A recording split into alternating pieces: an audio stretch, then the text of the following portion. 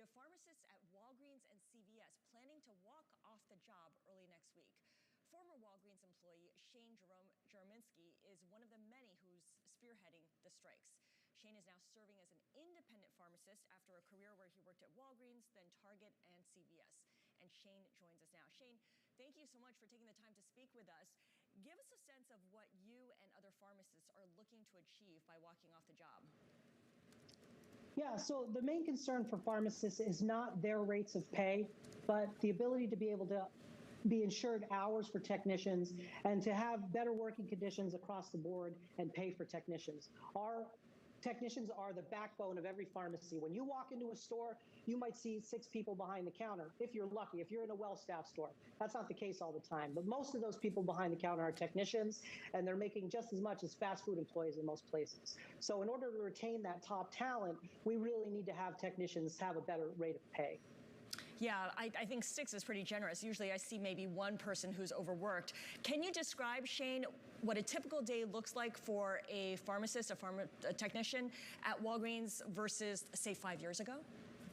Sure. So 5 years ago, there was a flu shot season, and then there was a ramping up during that time where we'd be giving vaccinations. But right now, Walgreens and CVS are just in love with that margin associated with vaccinations. And since COVID, it's really ramped up, that there's no longer a flu shot season, that we've become vaccination clinics who also happen to fill prescriptions in their spare time.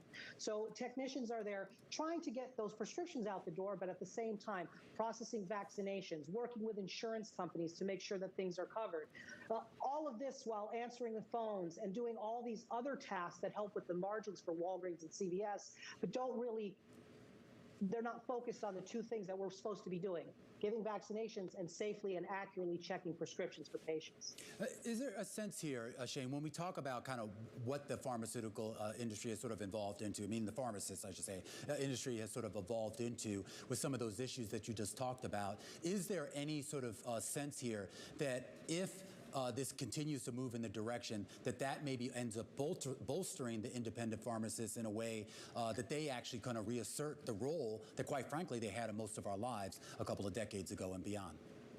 Sure, I would say that would be absolutely correct. Most people fall in love with the model once they walk into an independent pharmacy. You know, pharmacists were at one time the most accessible healthcare professional available. And you knew your pharmacist sometimes better than you knew your doctor. And they will fall in love with the idea of working in an independent, going into an independent pharmacy and having that feel where it's really patient first. Mm-hmm. But independent pharmacies are really struggling because of the insurance reimbursements right now. Pharmacy benefits managers have hamstrung a lot of independent pharmacies, and they're a dying profession, and I'm sad to see that. So pharmacy has a lot of problems right now, but reimbursement is definitely involved in that. And if we don't have PBM reform, you will not have independent pharmacies a decade from now. It seems like you're kind of pushing up against a stone here. I mean, as I'm sure you know, these are structural changes that go far beyond just Walgreens and CVS and the like here. This also has to do with regulation and legislation that has sort of allowed these companies to sort of blow up and prosper in the way that they have here. So if this is the new normal, meaning the big PBM model here, how do you, as a pharmacist, and for that matter, your peers, particularly those that are looking to unionize here, is there any hope that they'll be able to sort of make those gains on getting better working conditions and pay? Well, yeah, what's coming up in the next week, Pharmageddon is what they're dubbing it, is really the flashpoint was Kansas City, the Kansas City walkouts that occurred last month.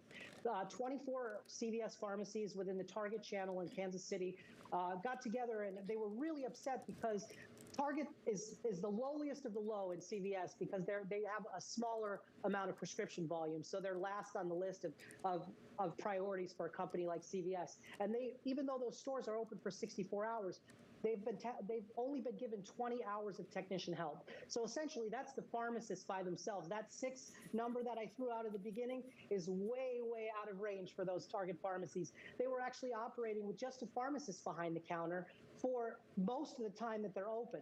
And even if you're doing 100 or 150 prescriptions, you have to remember you might have 100